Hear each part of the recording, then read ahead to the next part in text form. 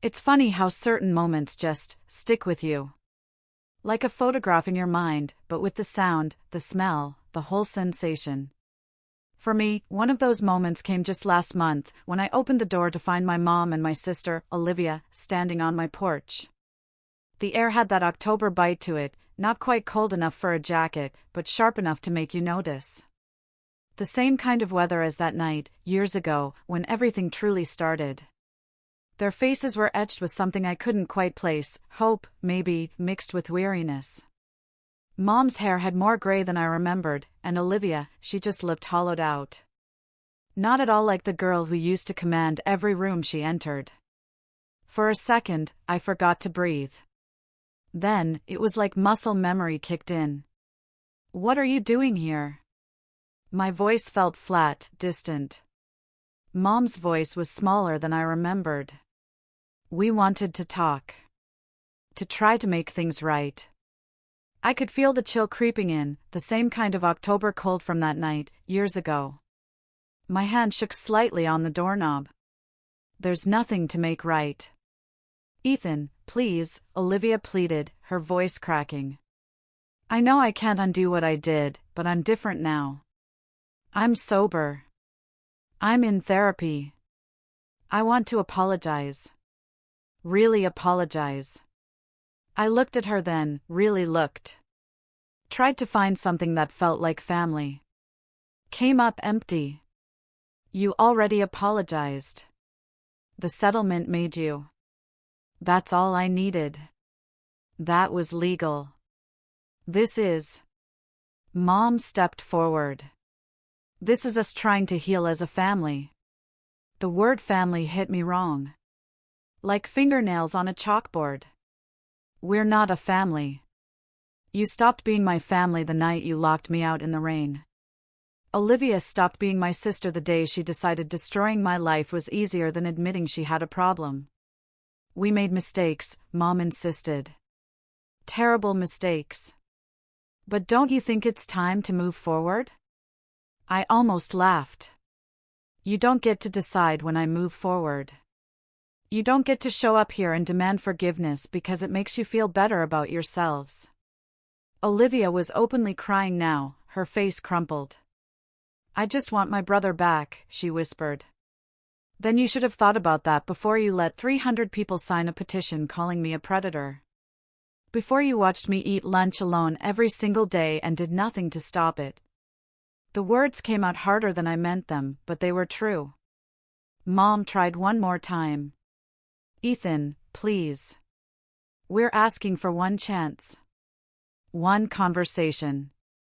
That's all." I looked at them both, saw the desperation, the need, the hope that I'd be the bigger person and let them off the hook. "No." I stepped back and closed the door. The deadbolt clicked. Same sound it made 15 years ago. Permanent. I stood there, listening to them on the other side. Muffled voices. Eventually, footsteps. A car starting. Driving away. My girlfriend, Emily, came home 20 minutes later with groceries. Found me sitting on the couch, staring at nothing. "You okay?" I told her what happened. She set the bags down, sat next to me. "How do you feel?" "I don't know. Empty, maybe. Or just done." She took my hand. Didn't say anything else. Just sat there with me while the afternoon light faded outside. But to understand why that moment on the porch felt so final, we have to go back to when I was 15. My dad, David, was working nights then, managing a printing facility. Mom was mostly at home with me and Olivia, who's 2 years older. Olivia was the golden child, always had been. I was the spare tire. You know, the one you keep in the trunk just in case. It was October in Ohio, 51 degrees, rain coming down sideways. I was standing on my front porch at 9 p.m. with nothing but a backpack and soaked sneakers. That night, I learned exactly how fast your life can end without you actually dying. Sophomore year. That's when Olivia decided I made a convenient target. Through the living room window, I could see her on the couch with Mom, crying into tissues like she'd just survived something traumatic. Mom had that look on her face, the one where she's already decided who's guilty and who needs protecting. Olivia was 17, and she'd spent our entire lives being the one who mattered. I was the quiet one, the one who ran cross-country and fixed things around the house and didn't cause problems. Dad wasn't home for the drama. Just me, Mom, and Olivia's performance. Mom had always been like this with Olivia, protective to the point of blindness. I think she saw herself in her, same struggles with anxiety, same need for validation, same tendency to spiral when things got hard. Where I looked like Dad and acted like him, Olivia was Mom's mirror. That made her worth saving, made me expendable. This dynamic had been building for years. Every time Olivia struggled, Mom swooped in. Failed a test? Mom called the teacher. Cut from volleyball? Mom complained about favoritism. Meanwhile, I'd bring home straight A's, and Mom would glance at the report card, say, "Good job," and go back to whatever crisis Olivia was having that week. I learned early that being low maintenance meant being invisible. 3 hours before, I'd been at practice. Coach Williams had us doing hill repeats until my legs turned to jelly. Got home around 6:30, planning to shower and crash. Mom's car was in the driveway. Olivia's room had music playing. A normal Wednesday. Then I walked into the kitchen and found Mom standing there, arms crossed, face tight and cold. "Sit down." I sat. Olivia came in from the living room, eyes red, holding her phone like it was evidence. "Mom didn't waste time. Olivia told me what you did. How you've been taking money from her account. Small amounts, thinking she wouldn't notice." The accusation landed weird. Too specific, but also too vague. "What are you talking about? Don't lie to me." Mom's voice went up half an octave. "She has proof. Transactions, dates, everything." Olivia pulled up her banking app, showed me the screen. Withdrawals over the past 2 months. 20 here, 40 there, 65. Last week. Added up to around $300. I didn't do any of that. Then explain how money keeps disappearing right after you use her laptop. Olivia's voice cracked perfectly. "You're the only one who knows my passwords." I didn't know her passwords. Didn't use her laptop. Hadn't touched it in probably 6 months, not since she got paranoid about privacy and started keeping it locked in her room. But the way Mom was looking at me, none of that mattered. She'd already written the story in her head. This is insane. Check the security cameras wherever she withdrew it. Check her transaction history. I don't even have access to. You stole from your sister. Mom cut me off. Your own sister who's been saving for college. Do you understand how sick that is? Olivia was crying harder now. Really selling it. Academy Award performance. I watched her shoulders shake, watched the tears stream down her face, and something in my gut twisted. Because I knew this girl. Knew when she was faking. We'd grown up in the same house. I'd seen her practice crying in the mirror before asking Mom for things. This was that times 10. I tried 3 more times to explain it made no sense. That I had my own money from the bike shop where I worked weekends. That Olivia's story had holes you could drive a truck through. Mom wasn't hearing it. Your father's on his way home, but I want you out of this house before he gets here. I will not have a thief under my roof. Mom, please. Just get out. She physically pushed me toward the door. Threw my backpack after me. Locked the deadbolt with a sound that felt permanent. Through the window, I watched Olivia lean into Mom's shoulder, watched Mom stroke her hair and whisper things I couldn't hear. The scene looked rehearsed. I stood there maybe 5 minutes before the rain started. Light drizzle at first, then heavy drops that soaked through my hoodie in seconds. My phone was at 11%. The garage was locked. The back shed had a broken latch, but smelled like fertilizer and old paint. So, I started walking.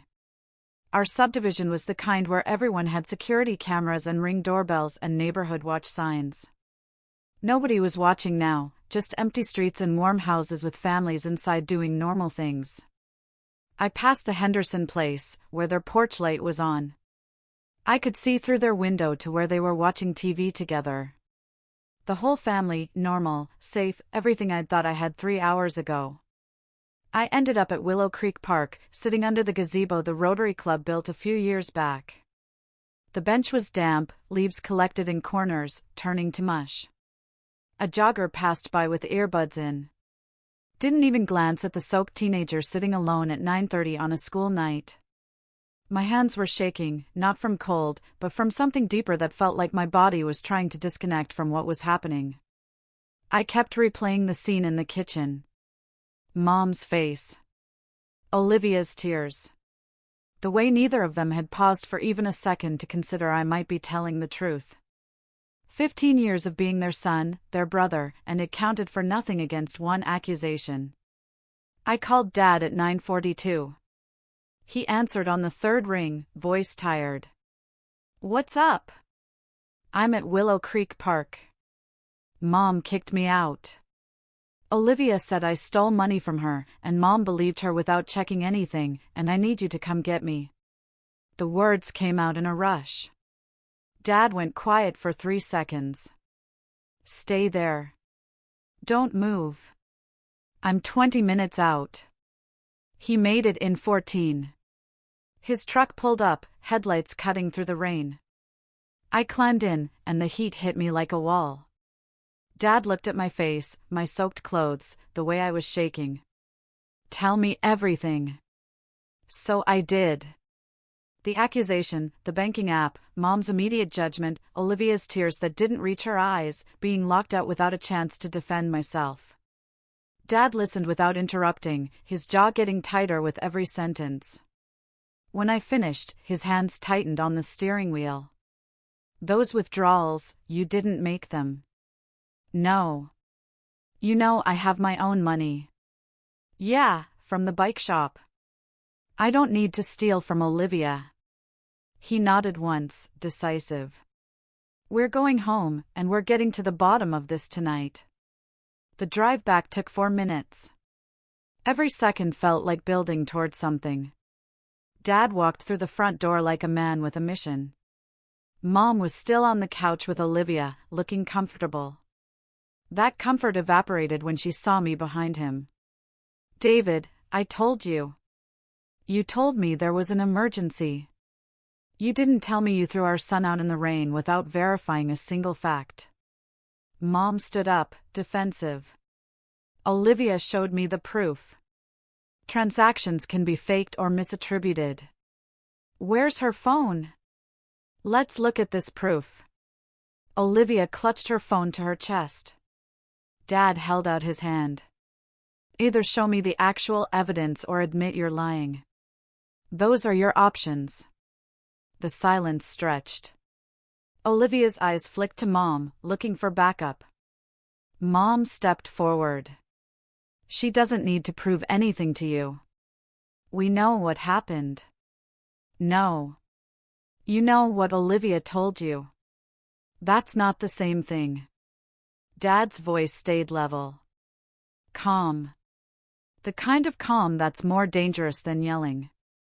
Olivia, log into your bank account right now on the computer where we can all see the full transaction history." Olivia hesitated. Just a half second, but I caught it. So did Dad. Now she moved to the kitchen table, opened her laptop with shaking hands. The login page loaded.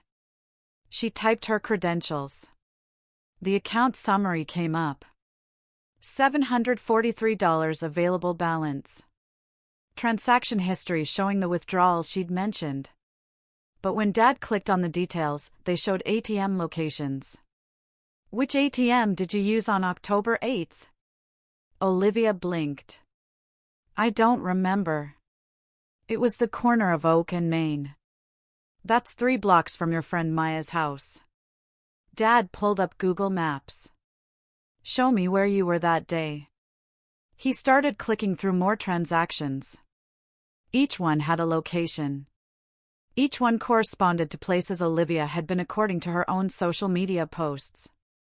October 8th, 3 p.m. photo at Maya's house with caption study group. Withdrawal from ATM 3 blocks away at 3:17 p.m. October 15th, noon, photo at the Grandview Mall with friends. Withdrawal from the mall ATM at 12:43 p.m. 3 more transactions, same pattern. By midnight, the theft story was dead. That's when she pivoted.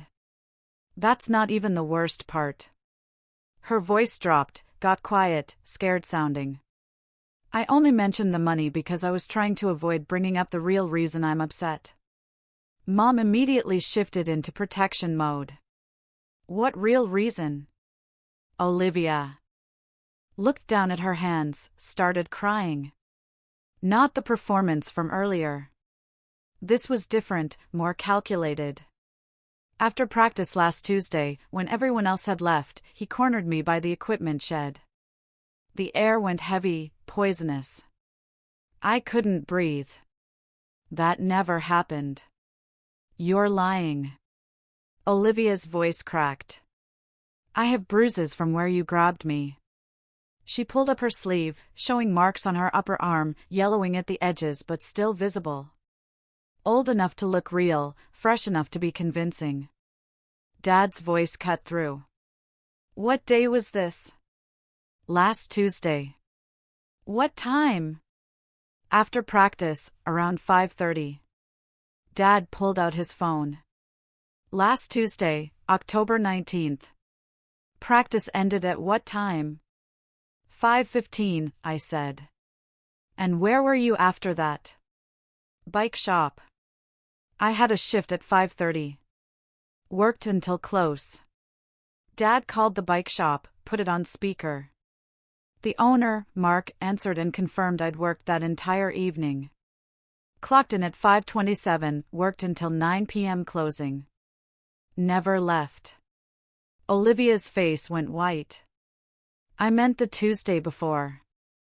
I got confused. Dad didn't even blink. October 12th. That Tuesday, I picked him up from practice. We went to Lowe's. I have the receipt. Timestamped at 5:47 p.m. Every word in the room seemed to drop to the floor. Olivia was trapped, but she didn't back down. The days blur together when you're traumatized. Mom grabbed onto this. Of course, you're confused, sweetheart. Trauma does that. Dad looked at her for a long moment. Then he looked at me. Get your things. We're leaving. David, you can't just. We loaded garbage bags into his truck in the rain. Clothes, school stuff, my running shoes. Mom stood in the doorway but didn't try to stop us. Olivia stayed inside, watching from her bedroom window. I saw the curtain move when I looked up. Saw her face in the gap. She looked scared. Good. 20 minutes later, we were at a motel off the highway. Dad sat on the edge of the bed with his head in his hands. I'm calling an attorney tomorrow. I wanted to feel relieved. Instead, I felt hollow. I woke up to voices through the motel wall. Muffled argument next door. The clock said 6:23 a.m. Dad was already up, sitting in the chair by the window with coffee from the lobby machine. The room smelled like burnt coffee and industrial cleaning products. Welcome to rock bottom, he said. We need to go back. Get the rest of your stuff before school. The house felt different in daylight. Colder somehow. Mom was in the kitchen making breakfast like it was any normal Thursday. Eggs and toast. The routine unchanged. She saw us walk in and her face did something complicated. David, I think we should all sit down and talk about this calmly. There's nothing calm about what happened last night. Dad's voice was flat. You threw your son out in the rain because you chose to believe a lie without checking a single fact. I was protecting Olivia. She was upset. She showed me evidence. She showed you her own withdrawals and blamed them on him. That's not evidence. That's a story you wanted to believe. Mom's mouth tightened. She turned to me, and something in her expression softened. Real regret in her eyes. Ethan, I'm sorry. I really am. I should have listened to you first. I should have checked everything before I reacted. I was scared for Olivia, and I let that cloud my judgment. I know I hurt you, and I want to make this right. Can we please just talk about this as a family? For half a second, I wanted to believe it. Wanted to think maybe she actually understood what she'd done. Then I opened my mouth. You didn't ask, I said. Mom blinked. What? You didn't ask for my side. You didn't check the ATM locations. You didn't look at Olivia's posts. You just locked the door. The softness vanished. Her face hardened. I've apologized. I've admitted I was wrong. What more do you want from me? I didn't ask for anything. Then what's the problem? I'm trying to fix this, and you're being difficult. I'm being difficult? Don't you dare take that tone with me. I am still your mother. Then act like it. The words came out harder than I meant them. Mom's face went red. Get your things and get out. If you want to live with your father and be disrespectful, fine. But don't come crying to me when you realize what you've given up. Dad started to say something, but I was already heading upstairs. The rest of my stuff fit in 2 duffel bags. Posters stayed on the walls. Trophies stayed on the shelf. I didn't want anything that reminded me of this place. Olivia appeared in my doorway as I was packing, still in pajamas, hair messy. She looked younger without the performance. Can we talk? No. I kept packing. Didn't look at her. If you don't get out of my way, I'm going to walk through you. Her voice got smaller, shaky, different. Mom's going to find out about the other stuff. The real reason I needed money. When she does, it's going to be bad. That made me stop. Turn around. For just a second, I saw panic in her eyes. Real panic. Like she'd miscalculated something and was only now realizing how deep the hole was. Then you better figure out how to spin it, since you're so good at that. Her face crumpled. I was scared. I didn't know what else to do. You could have told the truth. You could have not blamed me. You had options. I know. I'm sorry. I really am. I looked at her. Really looked. Saw the girl I used to build blanket forts with when we were kids. The one who used to sneak me Halloween candy after Mom said I'd had enough. That person felt like someone I'd made up. The thing is, Olivia, I don't think you're sorry you did it. I think you're sorry it didn't work. I zipped the bag and walked past her. She didn't try to stop me. The rental house became our new normal. Small 2-bedroom across town. Dad bought a coffee maker, and we figured out a morning routine. He'd make breakfast before his shift. I'd get myself to school. We'd compare notes over dinner about how the day went. It was quiet, sometimes too quiet, but it was honest. The place was basic, beige carpet that had seen better decades. Kitchen with counters from the 80s. But it was ours. No performances, no walking on eggshells, just me and Dad figuring out how to exist without the constant drama. Dad started seeing someone around Thanksgiving. Sarah, a school nurse 2 districts over. She came by one Saturday with homemade soup when Dad mentioned I'd been fighting a cold. Didn't try to be mom.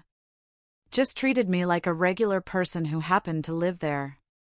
That mattered more than she probably knew. School became a different kind of hell. By Monday, everyone knew something had happened. The rumor started small. Olivia's upset. Family drama. Ethan moved out. Normal gossip. Then it evolved. I walked into first period, and Tyler wouldn't make eye contact. At lunch, the cross-country table had an empty seat where I usually sat. Nobody said anything. They just ate and talked around the space I used to fill. The silence was louder than any accusation. People I'd known since elementary school suddenly couldn't remember my name. Girls who used to say hi in the hallways crossed to the other side when they saw me coming. The social death happened fast. Wednesday afternoon, Ms. Thompson called me to the counselor's office. Principal Hayes was waiting by the window. The door clicked shut with a sound that felt final. "Ethan, we've received a formal complaint regarding your conduct with another student." She slid a paper across the desk. "This is your notice of allegations. You have the right to respond in writing within 5 school days." I picked up the paper. Official letterhead. Clinical language, allegation on or about October 19, 2021 at approximately 5:30 p.m. near the athletic equipment shed. Student A alleges that you engaged in unwanted physical contact of a sexual nature. Student A. Not even using Olivia's name, like they were protecting some anonymous victim from their dangerous predator. Like we weren't siblings who'd grown up in the same house. The institutional language made it worse somehow. Turned me into a case file. A problem to be managed, not a person. This is about my sister lying to cover up stealing from her own account. You can verify everything with my dad. We have proof. I wasn't even. We take all allegations seriously, Principal Hayes cut in. Regardless of family relationships or competing narratives. Effective immediately, you're being removed from the cross-country team pending investigation. You're also subject to a no-contact directive with the complainant. She handed me another letter. Immediate suspension from extracurricular activities. Mandatory meeting with the district's Title IX coordinator. Failure to comply would result in expulsion. I walked out of that office, and the hallway felt different. People moved away from me, created space like I was contaminated. That night, a customer came into the bike shop. Woman in her 40s. I'd seen her around school events. She took one look at me, turned around, and left without a word. Mark noticed, pulled me aside after close. "You okay, kid?" "Yeah." "You need to talk about anything?" "Not really." He nodded. Didn't push. "You're a good worker."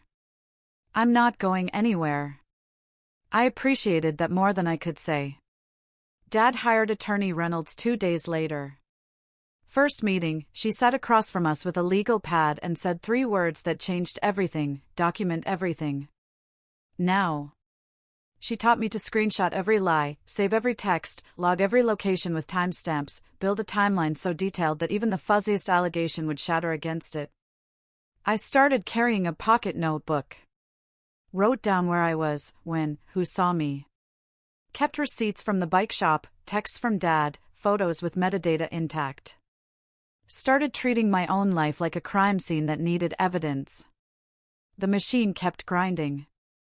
Olivia's best friend, Maya, posted an Instagram story about standing with survivors and believing women that didn't name me, but everyone knew who she meant. 200 likes in an hour. My cousin Brendan, Olivia's age, popular student council president, organized a survivor solidarity rally during lunch. Held it in the quad where everyone could see. Olivia spoke about finding her voice and not letting fear silence her. I watched from the library window. 50 students showed up, held signs, chanted about believing survivors. Brendan stood at the front with his megaphone, doing that thing he always did where he'd pause mid-sentence and scan the crowd to make sure people were watching. Everything was a performance with him. Every cause just another line on his college application. He'd quote famous activists he'd probably never read, and end every speech with his hands pressed together like he was praying for all of us. Nobody mentioned my name. They didn't have to. Someone slashed both my bike tires 2 days later, left them flat in the parking lot. Someone spray-painted something on my locker that maintenance covered, but you could still see the outline through the new paint. Someone started a petition to have me expelled for the safety of female students. Got 300 signatures in 2 days. Brendan was behind most of it. Golden boy, future attorney, moral crusader who decided I was the perfect villain for his hero story. Dad wanted to file charges. Attorney Reynolds advised against it. They're trying to provoke you. Don't give them ammunition. So, I took it. Absorbed the hatred. Became a ghost in my own school. The weeks turned into a blur of meetings with the Title IX coordinator, who asked the same questions in different orders, like she was trying to catch me in a lie. Forms to fill out, statements to write. Each session felt like being on trial for something I didn't do. The coordinator would sit there with her clipboard, asking me to explain my whereabouts, my relationship with Olivia, why I thought she would lie. Every question assumed guilt. Every answer was suspect.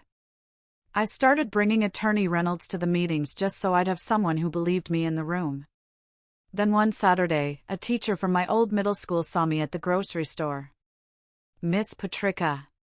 She'd taught me 8th grade English. Recognized me in the cereal aisle. Ethan, is that you? I nodded. She looked at my face. Something clicked. I heard about what's happening at the high school, the rumor mill. I didn't say anything. For what it's worth, I know you. I know the kid who stayed after class to help organize books, who turned in every assignment on time, who never caused problems. She paused. I don't believe it. Thanks. Hang in there. Truth has a way of coming out. She squeezed my shoulder and walked away. That kindness kept me breathing for another week. The thing about lies is they require maintenance. Energy. Constant reinforcement. Eventually, liars get tired. Olivia started slipping in November. Her Instagram stories showed her at parties, laughing, dancing, looking anything but traumatized. She posted photos from a concert with the caption, "Finally feeling free again." Attorney Reynolds caught it first. Sent the screenshots to Dad with a note, "Your daughter's behavior doesn't match someone experiencing trauma. Save everything." Then the ATM surveillance footage came through. The bank had dragged their feet for weeks, but eventually delivered. The footage showed Olivia at every location on every date she'd blamed on me. Alone. No signs of coercion. Just a girl withdrawing her own cash. The theft accusation was officially dead. Olivia's response? Ignore it completely. Focus exclusively on the assault narrative because that one was harder to disprove. But the cracks were showing. Maya posted something on TikTok in early December, deleted it 20 minutes later, but Attorney Reynolds had already screenshotted it. A video of her and Olivia at a party with text overlay, "When your drama gets you out of calc for a week." Then came the medical records request. Attorney Reynolds asked for Olivia's documentation for the alleged assault.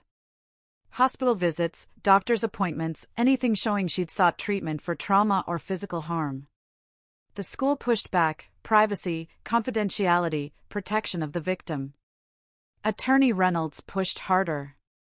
If you're going to accuse someone of assault serious enough to warrant expulsion, you need to produce evidence.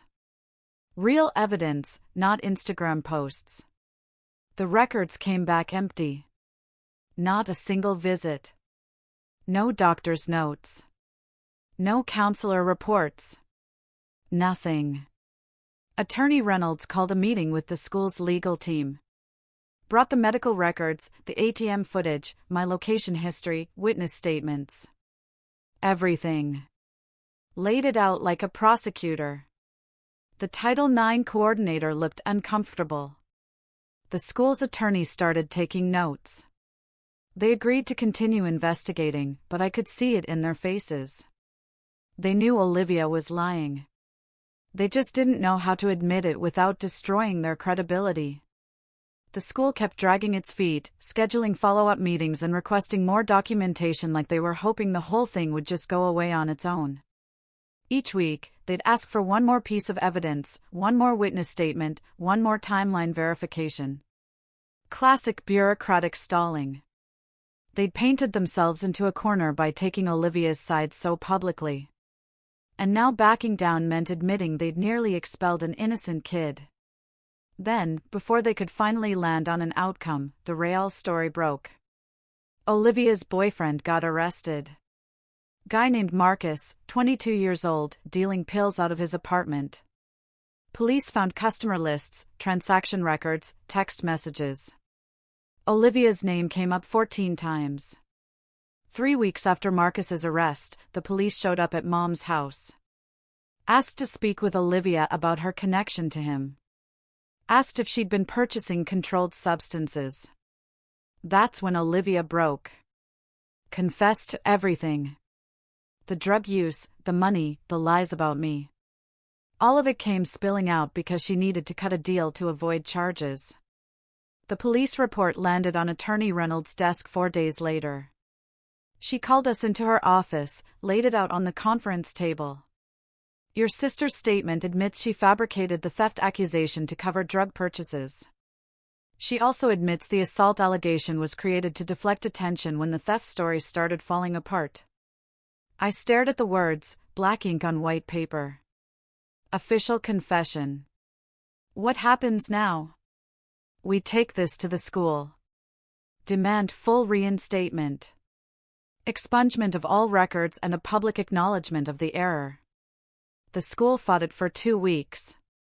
Tried to negotiate a quiet resolution where they'd clear my record but not admit wrongdoing.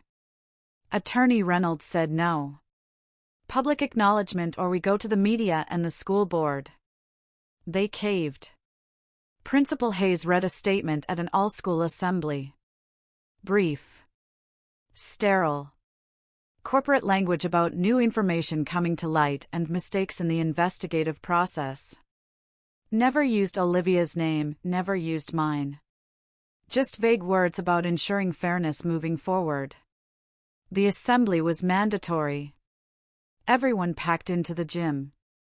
I sat in the back row, watching Principal Hayes stand at the podium looking like she'd rather be anywhere else. The statement took maybe 90 seconds. Then she dismissed everyone, and that was it. Months of hell reduced to a minute and a half of corporate speak. Brendan sat 3 rows ahead of me during the assembly. Didn't turn around. Didn't apologize. Just stared straight ahead like a man realizing his crusade had been built on sand. After the assembly, Coach Williams found me in the hallway.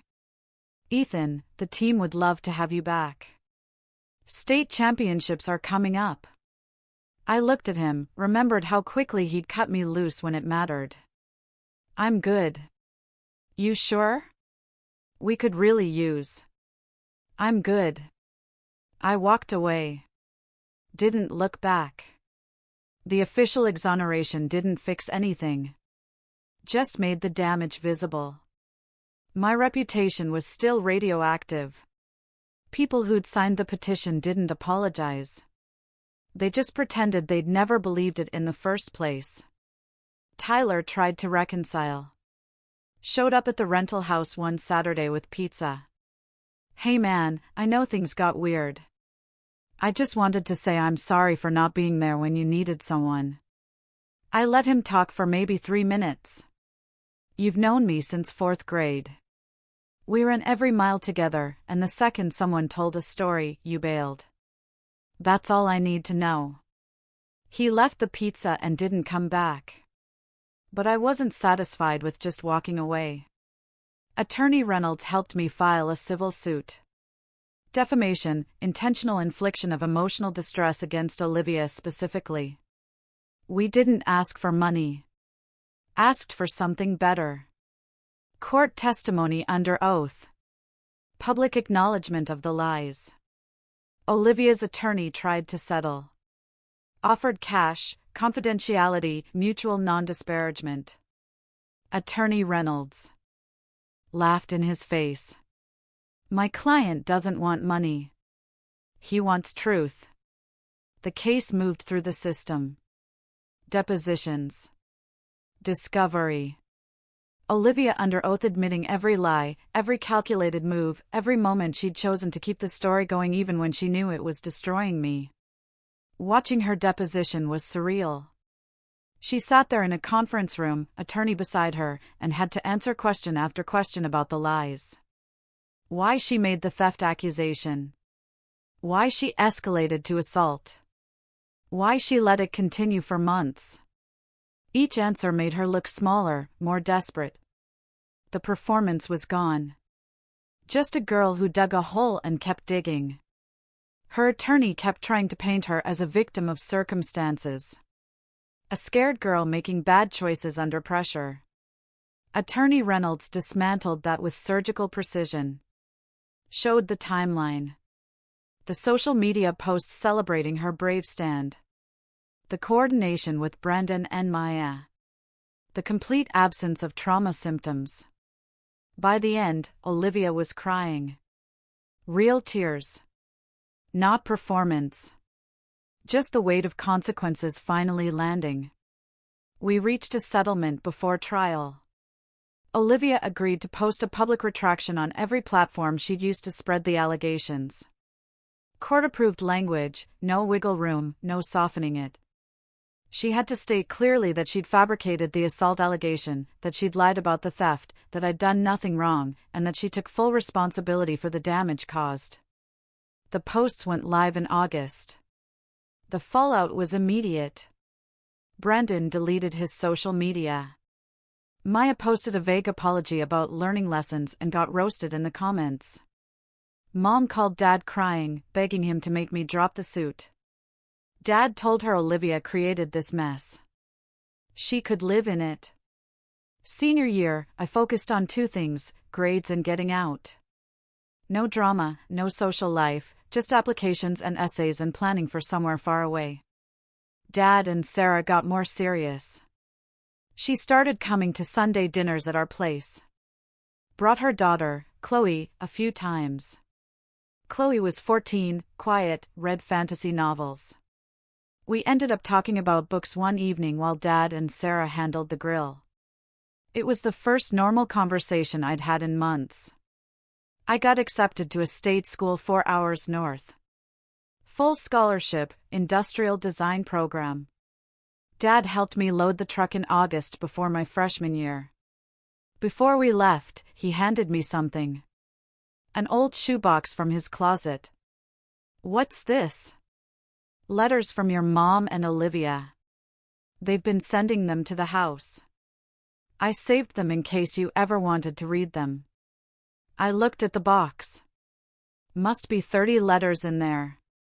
Different handwriting. Different postmarks. Do you want to read them? Dad asked.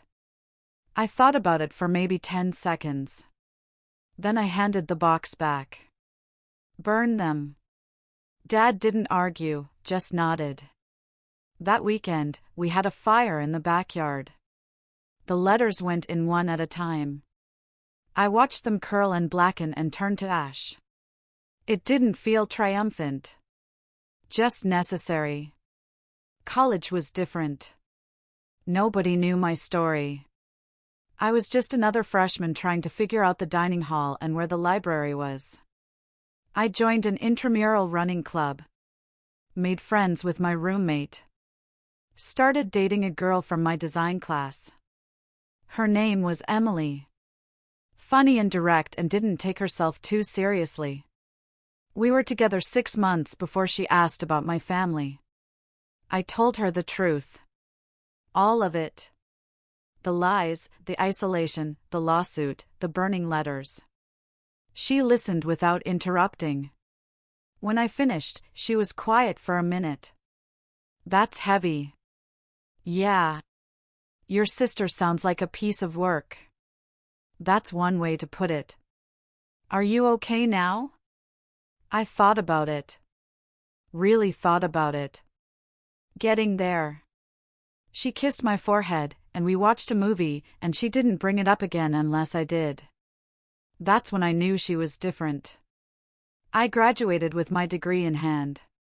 Spent the next 6 years building a career at a firm that designs sustainable farming equipment. Got engaged to Emily. We found an apartment that actually had good heat and windows that didn't leak. Dad came to visit twice a year, brought Sarah. We'd go to breweries and talk about normal things. He never mentioned Mom or Olivia unless I asked. I didn't ask. Olivia tried reaching out again last month. Email through a cousin. Said she'd been in recovery, working on herself. Hoped we could find peace someday. I deleted it without responding. Then 2 weeks ago, the doorbell rang on a Sunday afternoon. Emily was out getting groceries. I opened the door expecting a delivery. Mom and Olivia stood on the porch. That brings us right back to the beginning, doesn't it? After I closed the door, I felt empty, maybe. Or just done. That night, I dreamed about the gazebo at Willow Creek Park. The damp bench, the leaves in corners. But this time, when I looked up, Dad's truck was already there. Headlights cutting through the rain. I woke up around 3 a.m. Emily was asleep next to me. The apartment was quiet, safe. I got up and walked to the window, looked out at the street below. No cars, no people, just streetlights. And the kind of peace that comes from knowing you don't owe anyone your pain. Some bridges don't deserve rebuilding. Some people don't earn second chances. Olivia made her choices. Mom made hers. I made mine. Do you ever wonder what it would have been like if Dad hadn't picked up that night?